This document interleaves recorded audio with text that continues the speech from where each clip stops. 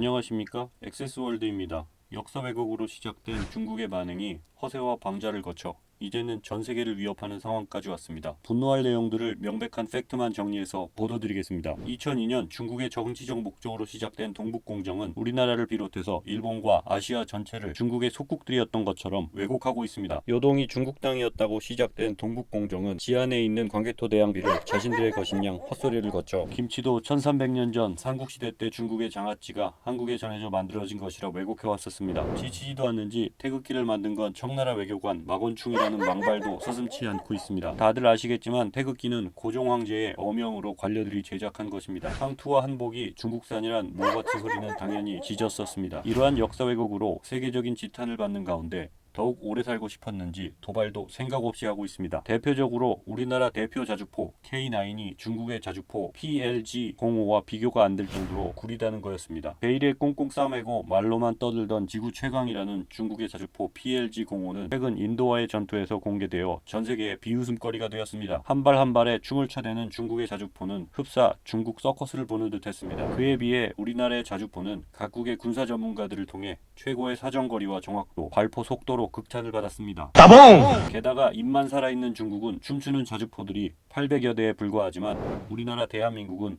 최소 3000여 대를 보유하고 있다는 점에서 큰 자부심을 느끼셔도 충분할 겁니다. 이렇게 자주포와 항공모함 등의 헛소리로 우리를 심심치 않게 해주던 중국은 결국 경제적 파산위기까지 처했는데요. 그 내용은 이렇습니다. 중국 국영 반도체 기업인 칭화유니그룹은 한국 반도체 기술에 도전하여 170조 돈빨로 한국을 이기겠다고 질렀으나 기술은 못 따라가고 170조나 되는 돈을 이리저리 돌려받고 있는 상황이 된 겁니다. 농업 생산국이 너무 무리한 거죠. 그리고 170조 중에 실제 기술비는 반도 안 들어갔을 거다라는 음모론도 있긴 합니다. 무슨 말씀인지 다들 눈치채셨을 겁니다. 엎친 데 덮친 격으로 이렇게 무너져 내리는 중국이 이젠 인공위성을 가지고 세계를 위협하는 상황까지 만들었습니다. 정확히 말씀드리자면 인공위성이 아니라 우주정거장 ISS를 향해 발사된 창정 5B라는 중국 로켓인데요. 그 발사 잔해 중 20톤에 가까운 잔해가 추락하는 겁니다. 원래 로켓의 잔해들은 정확한 계산으로 바다에 떨어뜨려 왔으나 중국은 그걸 통제하지 못한 겁니다. 3% 확률로 대도시에 떨어진다고 하는데